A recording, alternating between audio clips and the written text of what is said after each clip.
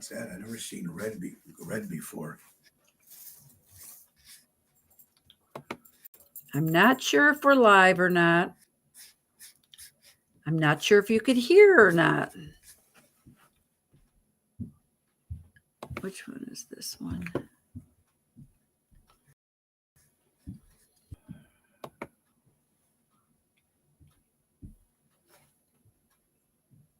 Done. I got to figure something else to do here. This doesn't make any sense. All the money we pay, we always. Anybody on? No, nobody's on. Oh, wait. Anybody on? Can you hear us? Somebody there. I hear you. I hear you. Yes, I hear It's you. too late. Okay, well, get on there. Yeah, great. Thanks. I appreciate it. At least we tried. Guys, I'm sorry. Yeah, but I'm not doing it show. Listen, sorry, we had some technical difficulties, folks, and we're going to try to come back on Monday, guys. So thank you guys so much. I want you guys to all have an incredible all right. Well, should we try this? Okay, sure. We try it. Why not? We got some sound now, so we don't know what we did. Again, we apologize on our end, and I apologize to Eric Donner because we were supposed to have Eric on. So we're just going to try to do what we do here. Happy Friday. Is that what we say now? Happy Friday. Thank God for this. Okay. Thank you to my wife, Laura, for fixing this thing. And sorry. Anyway, we're going to try to do what we can here. Again, Eric Donner will not be on the show today, and it was all on my sound. So now we have sound. We were trying to figure out what it is. All right. Thank you, guys. All right. So, again, let's start from the beginning again. I want to thank you all for coming out to Venuti's last night in Addison. What a great show it was. It was sold out, packed house. I want to thank Frank Venuti and his staff. They do an incredible job. And my band was on fire. Danny Ramundi, Tony Toto. Thank you so much, Jerry Jams. And it was great seeing all you people there it was a great turnout. And we had a show in the afternoon. That's why we couldn't do the show yesterday. We were at the show at the Jacobs Henry Mansion with Ocean's Rat Pack. We do that show a couple times a year. So thank you so much for that. Also, last night in town was our good friend, conservative Anthony Ramundi and Blake. Of course, they have a great show called Conservative Ant on Instagram and TikTok. They have over 1.5 million views, and they were at Venuti's last night. Got to meet them. I met him before. Anthony's a great guy. Thank you for this new MAGA beer, folks, right there. The Taste of Freedom. It's a brand new beer that's out 4.7% alcohol. I will enjoy some of this on Thanksgiving. So thank you, Anthony and Blake, if you are listening, and thank you, Danny Ramundi. We are back with sound finally. We got some sound. So again, I have to apologize that Eric Donner will not be on the show. We just couldn't get it. We just couldn't get him working. It's unfortunate. Unless maybe we can try. Let's see.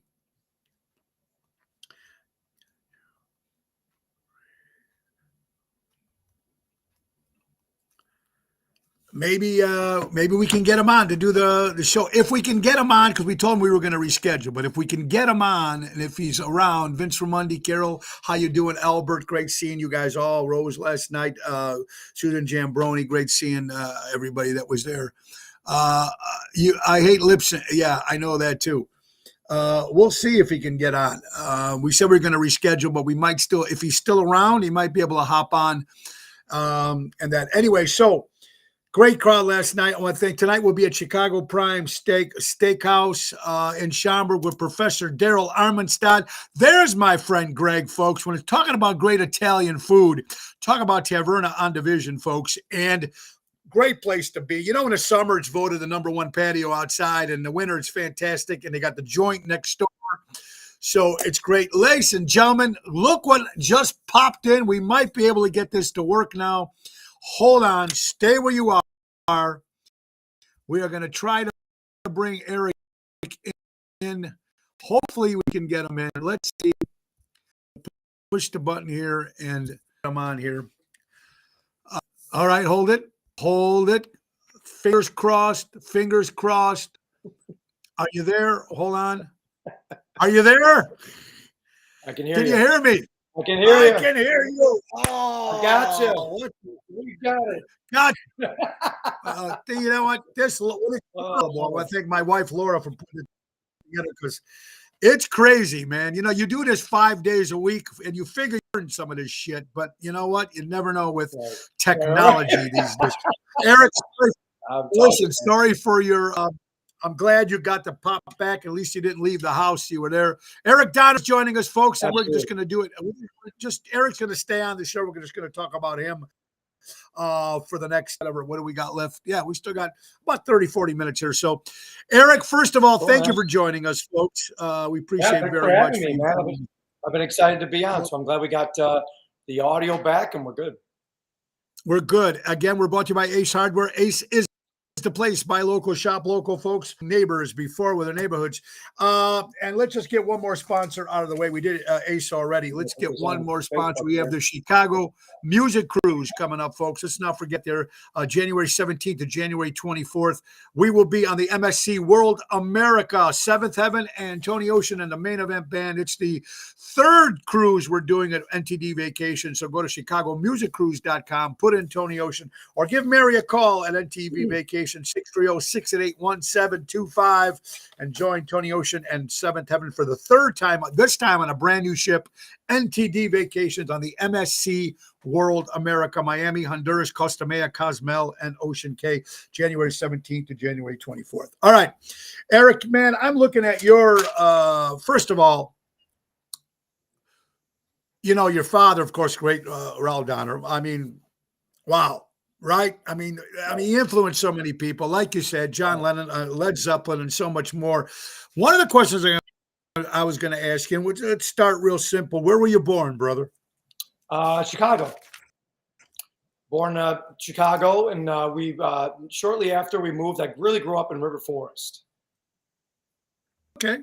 So you're right there down the street from me. I grew up in Elmwood Park. My mother's still in Elmwood Park, right down. She's right next to Russell's, right on Thatcher, brother. So there you go. Yep. You have a big family? You know what? Actually, just my brother and I, Raul Jr., who actually you just had on a couple months ago on the podcast.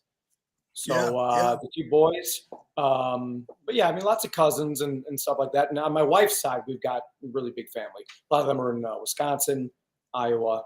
So, but yeah.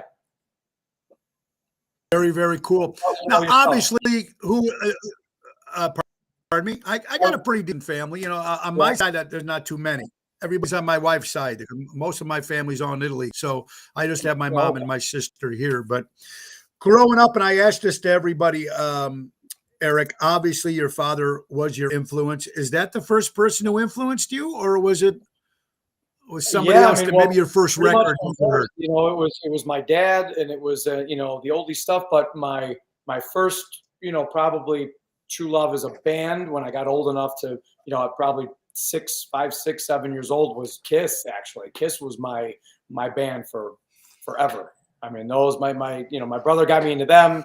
I was listening to Kiss and Motley Crue and all those bands. I grew up in the 80s. So I actually missed Kiss's heyday in the 70s, but I loved them even without the makeup in the 80s. And then I was able to go back and discover all the magic from the 70s, and they were it for me, man, for a long time. You know, and I liked them later afterwards when they took the makeup off. Then I went back and got to relive the catalog of, you know, and of course we lost the great Ace Frehley who passed away. And it's so sad, you know, Eric, that whole band, how I mean, Gene Simmons is a marketing genius, and it was just should have all got back together one more time. That would have been kind of cool. All right. So you've played everywhere. Yeah, right. I mean, they were influenced. I mean, when you've got that Kiss Alive album, I mean, unbelievable for what they did, and it was fantastic. I mean, you growing up in the 80s, that's cool. Right. I learned. I actually started out as a drummer, so I learned to play drums from putting on those Kiss records. I mean, the actual vinyl, put it on, and I would play along to Peter Criss, and I would put on, and then Motley Crue, Tommy Lee. I wanted to be Tommy Lee, you know. So those were, you know, I learned to play drums. Who didn't? Yeah, exactly right. And especially growing up in the MTV era, right? The music videos. You watch those videos; they were larger than life, and it was like that's what I want to do. I got to be, everyone want to be a rock star. So, it looked like it was a lot of fun being in Motley Crue. So that was Motley like my Crue number too. two. But you know what, Eric, was Peter Criss that good of a drummer in your opinion? Yeah, you know what? I think he's underrated. I think he was, he came from like a jazz background. I love his licks on those early records and the live shows. I actually prefer some of those to, like Eric Singer, the drummer. He's fantastic. But I don't know. I mean, I love watching those old shows from the 70s, and he just had a really cool jazzy feel. Same way I think Ringo Starr is still to this day underrated. Ringo, great drummer. Very underrated. And Charlie Watts too. I mean, Charlie and Ringo, two of the best, two different styles completely. Absolutely. We got Eric Donner, folks. This guy, man, I got to see a very brief part of his show, but I've heard his name for many, many years. And of course, his father. You know what? What age were you when you realized what your father was doing? Did you kind of? It's as early as I can remember. I mean, as a baby, as a little child growing up, I mean, we listened to his records constantly. So, I mean, I knew right away, that, and from hearing, I lost my father very young. I was only 5 years old. But, his music was always around, and, hearing stories from my mother, of course, and my brother. I mean, I knew the things that he had done and accomplished at a very young age. And that was never lost on me. It was always, he's always been my hero. So pretty cool stuff. Which is cool, pretty cool to have. And you know what? Having that in the back of your mind when you're going out. Now, of course, you played with Enough's Enough for many years. Good friends of ours, Donnie and Chip and the boys. Of course, I know Donnie's not with them anymore, but it's got to be cool going from the pop, because I love that pop rock kind of stuff too. That's kind of my, Sweet, Slade, Raspberries are my favorite band. Drake, Power Pop is still my favorite group of all time. But when you're doing your stuff and growing up playing all those great musics, do you and I know you played a lot of stuff out of the country. I did as well. In your opinion, when you were playing out there, what's the difference between the crowd out of the country and compared here in the United States? From what I remember, the overseas, the crowds were crazier. They were just so enthusiastic which makes sense. A lot of bands, because they don't have the band, there. It's, so they don't get to see them quite as much. So when Enough's Enough would go out to England or, Italy, Spain, fans would go crazy. And it was really cool to witness that. It was amazing. And those guys actually were. What's that? Go ahead. No, Enough's Enough was. Sorry, go ahead. They were literally. They became. So my brother used to go see them, the Thirsty Whale, and I was too young. Actually, he was probably too young to get in too, but he looked a lot older. So he back in the '80s, you could get in. So he took me a couple of all ages shows though when I was probably 10, 11 years old. I mean, I was a kid when they came out, and they quickly became. That was like my top band too. I mean, I had Kiss, I had Enough's Enough, and so being able to join that band later on, meeting those guys. And after I joined at the time in the late 90s, Johnny Monaco was their lead guitarist. So then I ended up, fantastic. Johnny's the best. And he had a band called Low Tech, and I joined that band and played together with Johnny in different versions of bands for years. And then joining Enough's Enough and getting to tour with them was obviously a huge thrill. Being, going back and thinking about my 10-year-old self, what would I be thinking that I'm in England right now playing with Enough's Enough. It was amazing. It was awesome. It's fantastic. And now I think Johnny, I'm going to try to have him on the show too. Johnny, I think is with Rat now. Isn't he with Rat? Yeah. I think he's been with Rat. Yeah, he's always been fantastic. Yeah, absolutely. Eric Donner's with us, folks. Chicago legend. You really are, man. I remember the Trash Martini thing, the Trash Martini thing that you did with your brother. That was kind of cool when you guys put all that together, right? Was that fun? We had a ton of fun, man. Being in a band with my brother was amazing. Man, we had a little too much fun. It was crazy times. It was always a party at our shows. It was always a good time, but. We had the most fun because we both grew up as drummers. My brother got a drum set. We both just learned to play kind kind of, taught ourselves and from the records and all that. And so during Trash, we would share half the show. I'd sing lead and he'd play drums, and we'd switch literally mid song. We worked out a deal during one of the songs, and then we'd switch and I'd play and he'd sing, and so it was cool to have a kind of half and half back and forth. Eric, what's the reaction now when you go out and do some of your live solo shows that you're doing now, and you play some of your dad's music as well as some of the stuff you're doing? What's that feeling like when you kick off with a couple of your dad's songs? What do you think? Better yet, what if he was alive still today and watching you? What do you think he'd say? Oh man, I can't even imagine. That's hard to put into words, but I'll tell you what. It really, it's been amazing. When I first started doing acoustic shows, like when we had Trash, we were doing a lot of the rock stuff.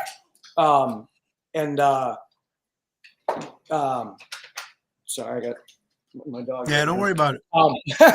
So yeah, but and when I started doing my first acoustic shows for years, 10 years ago, I was doing a lot of that kind of stuff and alternative and different things. And as time went on, I throw in a little bit of Elvis. I throw in, all of a sudden someone requests Sinatra, and then I started doing. I got some tracks of my dad's music, and I started throwing that in, and the response was so great that now I've kind of flipped, and now my shows are really heavily, 50s and 60s, paying tribute to my dad, and the response is so great, and it just means so much more. And now from that, people come up and they tell me stories. I knew your dad. I got to meet your dad. I saw your dad play live, and I love nothing more than talking about my dad. I talk about him all the time during the shows. I love telling the stories about the things that he did, the people he played with, pretty mind-blowing stuff to think that, at 15 years old, he was playing on the same stage, opening up for Chuck Berry, and Johnny B. Good was pretty much brand new.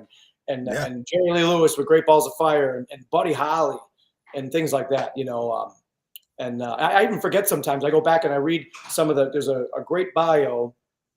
If you Google my dad's name, Ral Donner, and you put Setting the Record Straight, there's a really long bio that tells so many great details about his career. And I forget about certain things. I forget that he was one of the first white performers to ever play the Apollo Theater. One of the first. Buddy Holly was the first. My dad was shortly thereafter, and he might have been the youngest of all time because he was only 15. So, I mean, it's just crazy stuff like that. Really cool.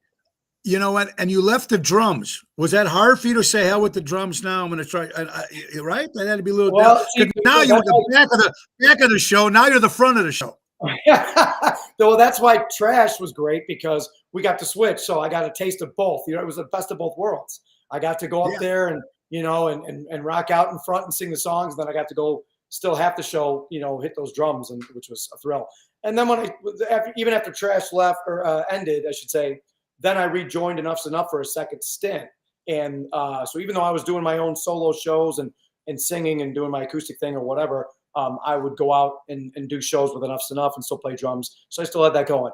Now, the past several years, I haven't played drums in a while. And you definitely get the itch, man. I miss it, I miss. Yeah, well, you know what? Maybe you should put a set up there and go up there and play some songs and sing along on the drums. Throw a little Ringo, do a couple Ringo songs. Whatever it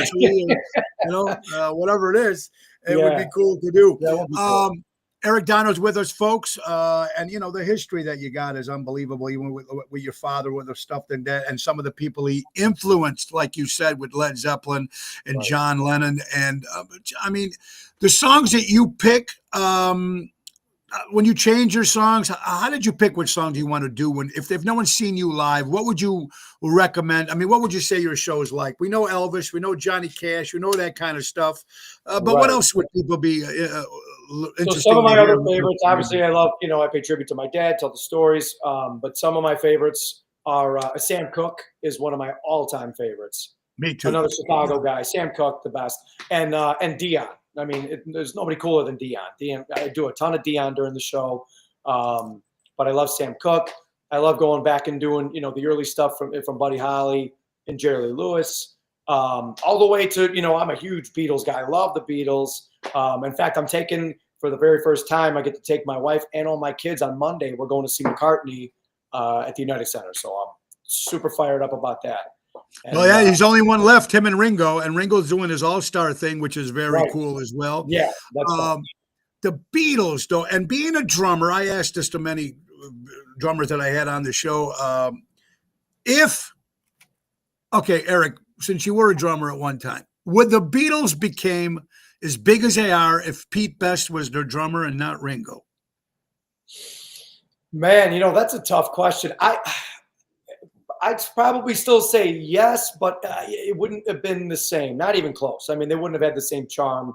Ringo's charm and personality. I mean, that was a huge part of it, and his voice. But so I mean, but at the same time, the songs that Lennon and McCartney wrote and Harrison, the songs still stand the test of time, and I mean, they still would have been there. Those songs. So I'd say they still would have been just as huge, but it wouldn't have had the same charm. Yeah, I agree with you. And there was another question, since you're a Beatles fan. If Brian Epstein didn't die, you think the Beatles would have stayed together? Man, you know what? That's another great point. Because that was a huge loss. And what happened after that was that McCartney had to take over. Someone had to be the boss. And he kind of, took, even though he didn't really want to, he took control and kind of had to be the boss.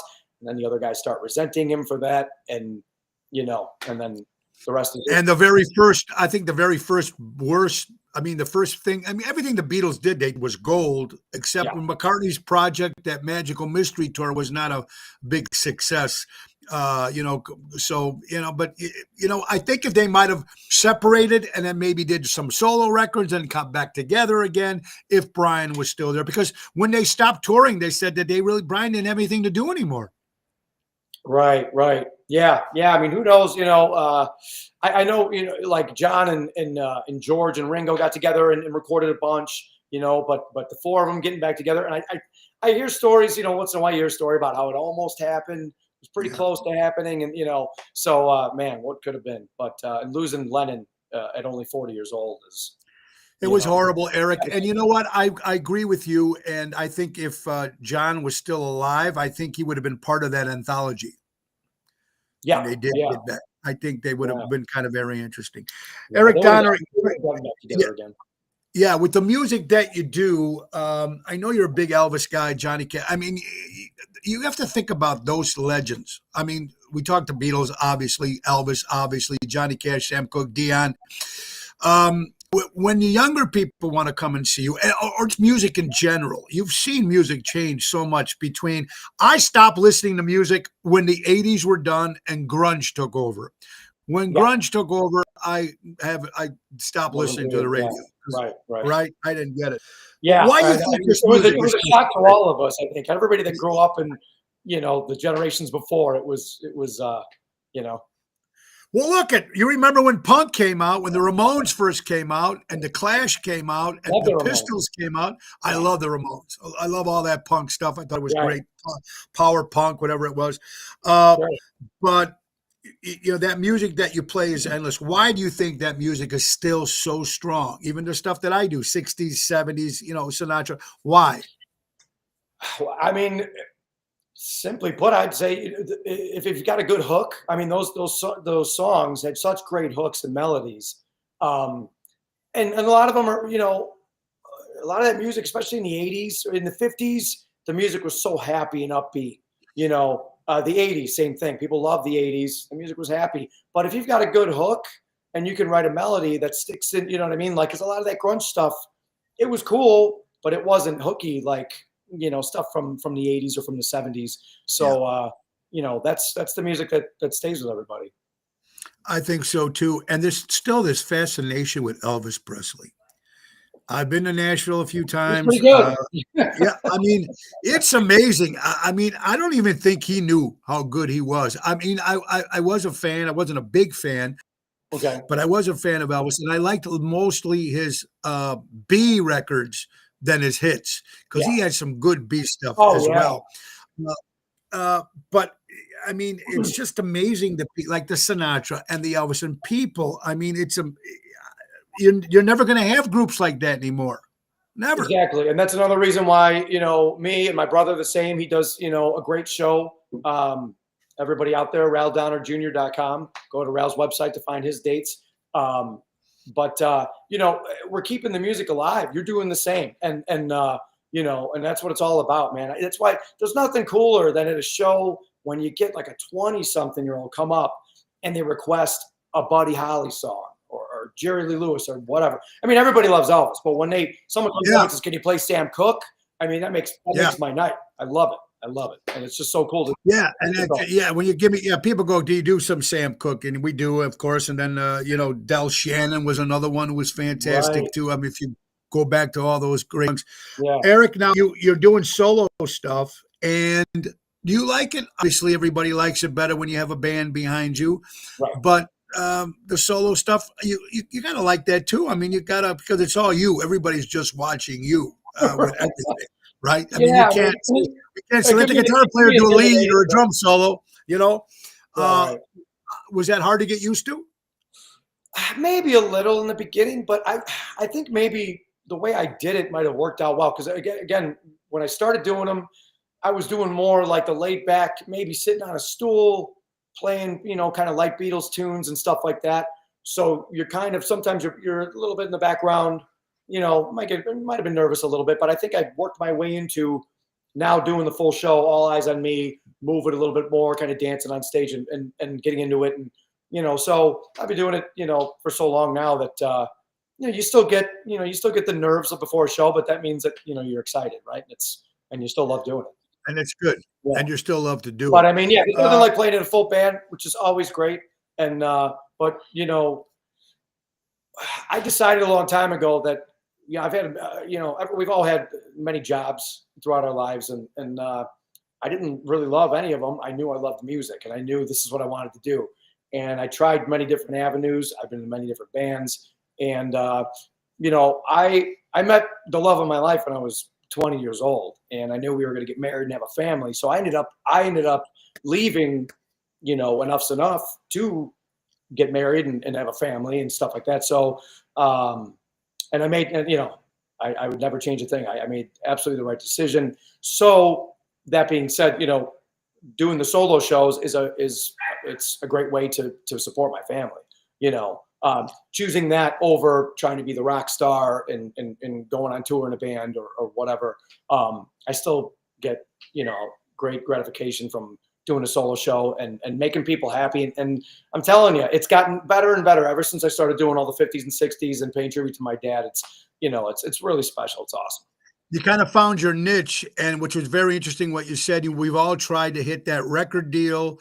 You know, I did the Star Search thing. We all did that thing. We toured, and then when you started doing this music, I've been doing this now full-time 35 years between Tony Ocean and the Rat Pack and everything. So I know what you're saying. It's making people happy. But one of the questions is, you just mentioned something, having your partner, your wife, you got to have someone who believes in what you do. Yeah. Or look, people know who've been following me. I finally found my love. It's my fourth one. But some of the women, of course, well, you know what? Sometimes they couldn't, you know, some people like the, oh, wow, this is cool, this entertainer guy. Sure. But then when you realize that every night you're going to work, and you know what I mean? They're finishing work and you're going to work, whatever it is. Why do you think yours has stayed successful as it is for all those years? My marriage? Yeah. Well, because my wife is a saint, and she's the most selfless person I've ever met. I mean, you know, everything is, you know, the kids, and it's about our kids and us. And, you know, she's the last one that ever says, you know, I want to go out and do this. She loves being home. She loves being with the family. And she loves the fact that I love what I do and I get to do this for a living. So, yeah, I mean, you know, it's funny. We just actually had the conversation last night. I was leaving for a show for, you know, which is work, even though it's not a job. Right. Yeah. But I said, you know, she looked at me and said, what's going on? I said, you know, sometimes I wish I didn't have to leave every night, you know. But you know, people go, oh, do you ever see your kids? Do you see your family? I see them plenty. I see them. I'm home all day. I get to make my own schedule, being your own boss. But there are some times where, you know, man, I wish I could just stay home with you guys tonight and, you know, watch a movie or something. But, you know, we do, our families, it's great, better than ever. And I do get to spend a lot of time with them. And sometimes it's probably good to get rid of me for a couple hours a night. You know what I mean? God, Oh yeah, my wife will tell you. My wife will tell you that too. And look, I miss stuff all the time. Even got my son getting married this Saturday. I mean, it's hard. You got to do half and half. I mean, it's your son's getting it's married this just tough. Saturday? Yeah, this Oh, Saturday our congrats, son's congrats. getting married. Thank you so much. I Awesome. appreciate that. So it's nice that you got somebody that supports you like that, because Amazing. it's very, very important that 100%, they yeah, understand what you absolutely. do for a living. And a lot of people don't, you know what, Eric, and that's not work. Yeah. That's not work. Yeah, See, it is work. That's another thing, is that she knows, she sees how hard I work. You know, sometimes if I'm doing 2 or 3 shows in a day, and that it, we love what we do, but it's hard. It's hard work. So, and she understands that, and she appreciates it, which is, and so do the kids and everything. So, I mean, that's all you could ask for. That's all and I'm very fortunate myself, my crew, whether it's the band or the guys that run my sound. I don't even own a microphone. So they do everything. They set everything up. I show up and then I leave. I mean, I'm very blessed with the crew that I have, and I've been very blessed for many years to have the same people working. But it's important because you said it does that. Now, Another thing that's been crazy now, Eric, through the years, I know the word politics is something that no one's supposed to talk about, but you notice that I've seen bands break up because of lately. Oh, well, isn't that kind of weird that you never heard that so much before in the past? But I've known bands that have broke up because of 2 people don't agree with the other 2 people. Isn't that kind of nuts? Yes. Yeah, it is. It is nuts, and it's really sad. It's sad that everybody's so separated and split apart. You know what I mean? I mean, people used to be able to have their own opinions and differences, and you could respect that. Unfortunately, now, especially with social media and everything else, it's gotten out of control, and people are just so angry, and it's sad, man. It's the Beatles. All you need is love, man, and it's true. It's truly an L. It is. All we need is love. Oh, Yes, yeah, right. it is. Yeah, Right. it's important. And okay, so another thing that was interesting too, not interesting, but in 2020 we were still working. Yeah. COVID hits. Yeah. Can't work. All right. So Very people bad. people thought, okay, 2 weeks. All right, we can take a little vacation. We can kick back, spend time with the family. We thought it was great. Then you go to 3, 4, 5. Now, luckily for us, we were in Wisconsin. We worked in Florida. We were still working.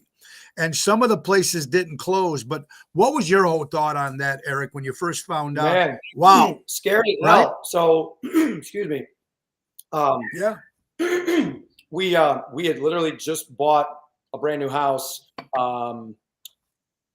9, 10 months before the world shut down. So we moved into the thing, and you know what? Now I look back, thank God. But it was, you got this beautiful house with this great big mortgage, and all of a sudden you're out of work. The whole world shut down. So what am I going to do now? So it was scary, man. But at first, I mean, I'm sure you remember there were musicians, full-time musicians, going live on Facebook for tips just to try and get by and do whatever we could, and which ended up. Ironically, the good thing that came of it was it created kind of a bond and a community with a lot of people. A lot of musicians, local musicians, met each other. I love the podcast. I know. It's Zoe the dog. I love dogs, man. I love dogs. Yeah, I got 3 of them. I know exactly. Yeah. All right. So, But yeah. So it was scary at first, but like you said, certain places stayed open. They said, "To hell with this, we're going to stay open." And in the very beginning, I thought they were crazy, but at the same time, I went, "Well, you know what? If I'm going to get work, I got to work." So, I mean, I remember there were shows where you had to play with a mask on, and remember those days? I mean, it was crazy. It was nuts. And Eric, looking back now, Yeah. knowing what you know and whatever like that, I mean, isn't it funny that we closed and we couldn't do anything, but our governor, of course, says, Lollapalooza's coming to town, so we're going to open everything up. Right? Right. And the best one was Wrigley Field was half closed. They can only sit in certain seats, if you remember. Remember, like only you could separate whatever. Oh, yeah. Wow. But the But distance. the governor says Guns N' Roses is coming to Wrigley Field. So, we're going to open it up for 3 days and let 400,000 people coming in. Right? It was a little crazy as it was. Unreal. Eric Dono's joining us, folks. A great Chicago entertainer, great song, the 50s, 60s, and great stuff that he does. Eric, a question that comes up with me all the time, and probably it fits you. Did you like learning to do the whole track thing when you're away from a live band? Some people ridicule that. Some people, I always notice the people that ridicule are the ones that are not working. The musicians that are not working. Never noticed that? How that works? Yeah, you know what? I never had a problem with it. You know what I mean? Like if you do it right, obviously it's not ideal, but depending on the music. Now, one thing that I did was in the beginning, I started out with, I never put my guitar down. So any song I played, I had to play guitar because I figured, well, at least you've got some kind of live element and it you know, it'll, if again, you have to know how to mix it and do things because otherwise if it just sounds like karaoke and it's, you know, so you got to have, you know, you got a good sound and all that. But at the same time, listen, yeah, if someone is up there singing to a track and they're killing it, then that's great music and that's entertaining. And if they're entertaining the audience, then that's all you need. But I started out only playing, you know, songs with the guitar because I was kind of afraid to put it down. Maybe because of that reason. I wanted, you know, to look easy or whatever. And then someone said, "Hey, do Sinatra." Oh, I got to put this thing down. Okay, hold on. And then the first couple of times I did it, I was like, I'm looking around, going, "How?" You know. And then, but guess what? Then the place went up for grabs, and you know they didn't care about the Pearl Jam I was just playing. I sing Sinatra, and they go, and then I went, you know what the hell with the guitar? I'm gonna sing Frank, I'm going to sing Elvis, I'm going to sing Elvis. And how with that? And you know what? Bands have been using tracks. I mean, looking for the last, we're just speaking of Kiss. A lot of people saying that Paul Stanley was lip syncing his own music for the end of those tours. Now, I don't know if that's true or not, but I think a few years ago, he might have had a little bit of help because he was going through a lot of bad throat problems. Yeah. You know what I mean? And I don't know if he had, I can't remember if he had surgery or not, but I can't tell you. I went to the last show they played in Chicago. In fact, I took my brother was there. He took all his sons, his boys, and then I took my little boy. So we kind of passed down the Kiss torch, which was really cool. We had one last shot to take him, so we took him, and he definitely wasn't lip syncing that show. He sounded great actually. So he sounded good. We were at that show too. We got to meet him backstage, really? and he did sound good. I thought to myself, but you know what? When you're singing like that, and that's my other question. I know you're busy. Thank you for your time that you're doing, Eric. Any warm up? What do you do? I mean, I don't get much of a warm up. Yeah, you know what? I never used to warm up because I was young and stupid and never took any lessons, which I wish I would have. But and then eventually I did over 300 shows in, 2019, and stuff started kind of, it was getting a little dicey. And then I went to a throat doctor. I eventually ended up having surgery. And after that, I've done much better. So I do, there's a 10-minute, you can go on YouTube, people out there, there's so many different things on YouTube you can find. So on the way to my shows in the car, I'll do this 10-minute warm up, but I usually do it 3 times in a row. And I'll do it in a falsetto register. I'll do it in an upper and a lower and kind of really loosen things up. And then I found out about this cool down, which I never believed was even a real thing. So I figured, who's going to sing more after the show? That sounds crazy. But you know what I mean? You're already hoarse and now you're going to sing more, but it actually works. It's like stretching your muscles out after you get done working out. So it's a 5-minute thing and you just do some, scales, and I'm telling you, it's a world of a difference. It's helped so much. And I never really lost my voice. I was always, again, playing 300 shows, I would still get through it. But there were times where, you might have to take out some Bon Jovi or something out of the set because it wasn't working. My voice has helped a lot. Yeah.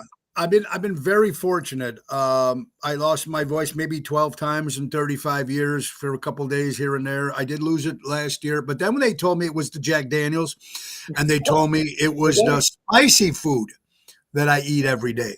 I know, and I love spicy food, man. That's my weakness. So I gave up the Jack and I stuck to vodka. But I'm singing from my diaphragm, which is the only way and I've been very fortunate. And, it's been very, thank God. We got Tony Toto, our drummer, on the show, folks. You're right. We play live even over our tracks. Our band have the tracks, and we play over the tracks. So our drummer and the bands are very hard to make sure that all connects. Yeah, and, you got to be tight, man. You got to be great. The band does a very good job at that, Toto and Danny and the guys mix And and that's pour. great because it makes it sound, it takes it to another level. It sounds great. You know what It I mean? really does. Eric, is there anything else that you still want to do that you haven't done yet when it comes to music wise?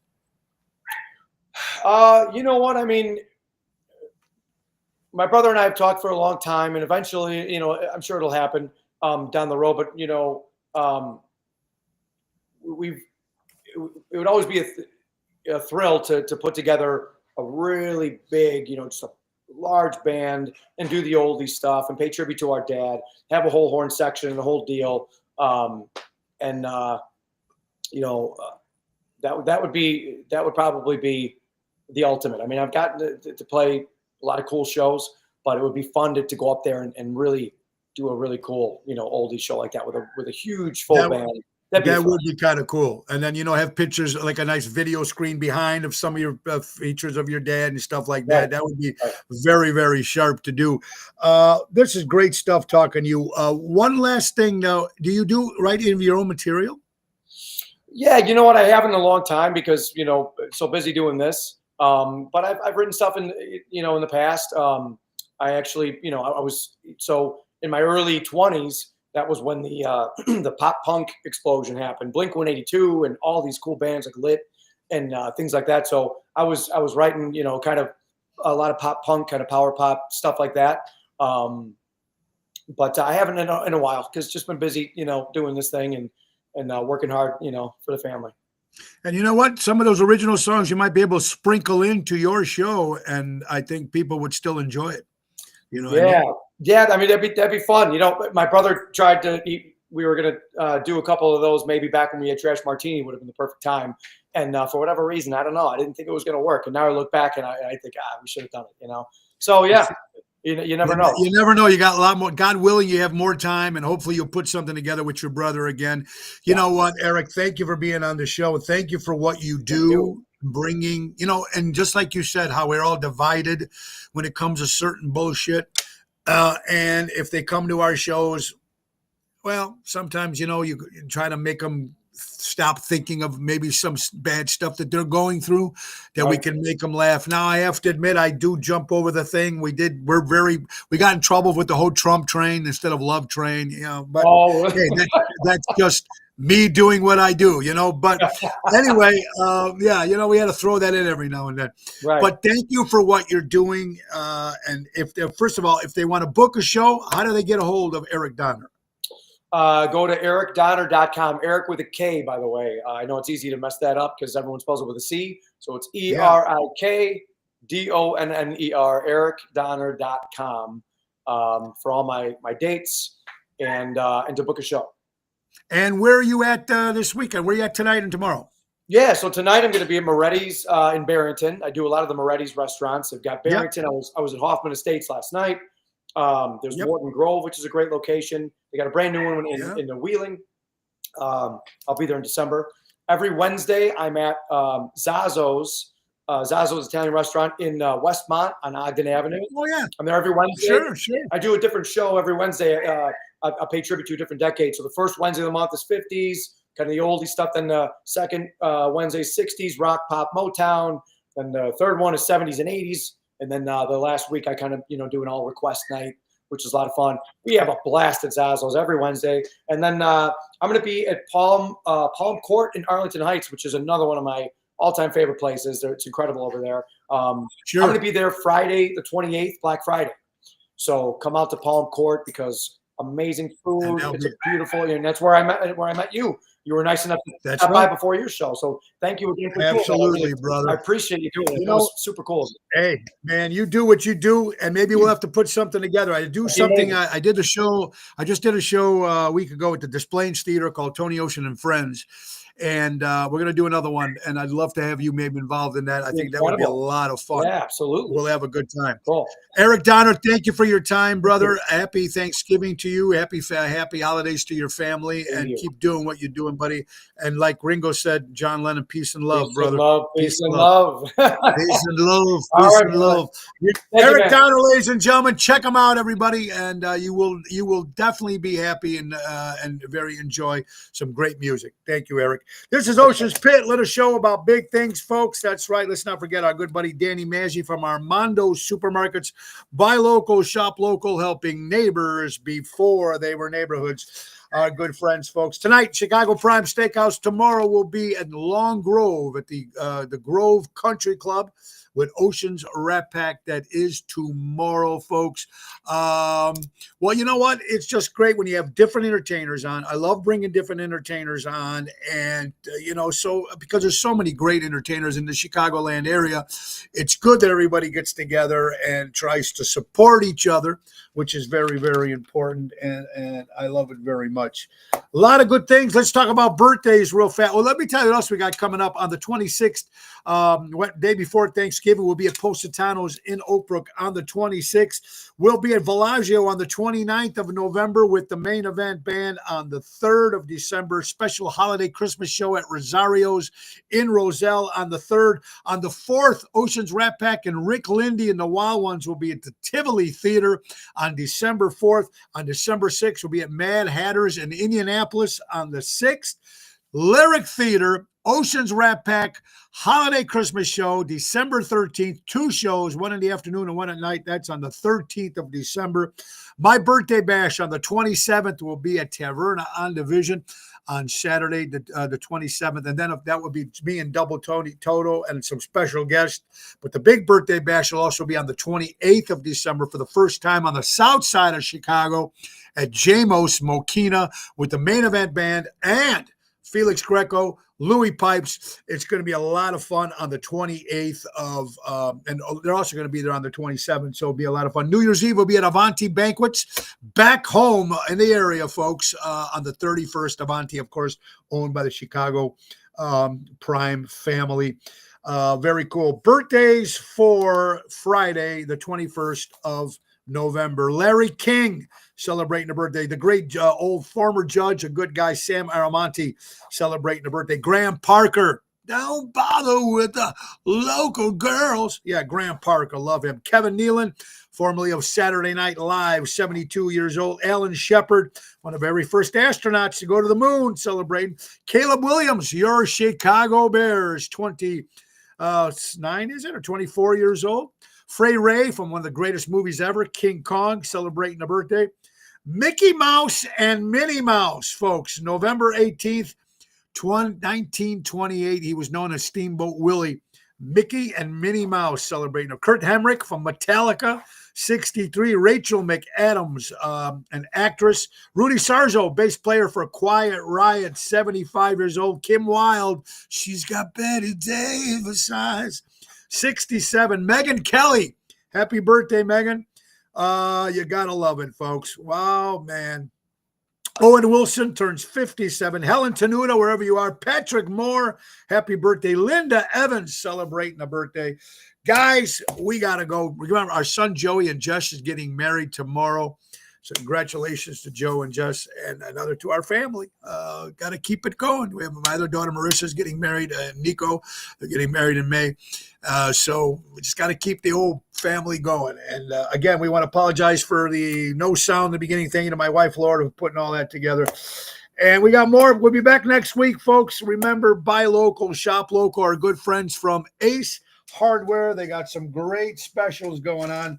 We got to always can't remember our good friends from Ace. Ace is the place. Let's do it, folks. Hey, Christmas lights on sale now all month long. Outdo your neighbors with strings of 100 starting as low as $9.99. Turkey brine bags of Chef J's. Turkey brine only $8.99 down from $13.99. A savings of over 35%. Black Friday, 25% off all Carhartt clothes. And if you're a late guy decorating your house, December 1st, 25% off all Christmas decorations. So if you're one of those late night guys, want to buy some stuff, Ace is the place. Buy local, shop local, helping neighbors before they were neighborhoods. Our good friends from Ace. And don't forget, Mama D's Breads up and running. They're here for the holidays, folks. Holiday favors are back. Pumpkin chocolate chip, cranberry, peppermint, caramel, apple, and they still have the old favorites of banana, blueberry, chocolate chip, and lemon. Jill, if you're watching, thank you for ordering some. The list goes on and on. Text or call my sister Natalie at 847-533-0400 or private messenger Natalie Bosch. That's Bosch. Bread start at $11. Order early for the holidays. Great stocking stuffers, baby. Mama D's Breads are back. Guys, buy local, shop local, support local establishments, support live entertainment. And if you're offended with this show, just because you're offended doesn't mean you're right. Be kind to one another. Have a great weekend, everybody. Peace and love. God bless you all. And my good buddy Nick Sahajas, who's feeling a little better. I got to see him this morning. Take us out, my brother. God bless you. Have a great weekend. Time to go. It's the end of the show. See you later from Tony O.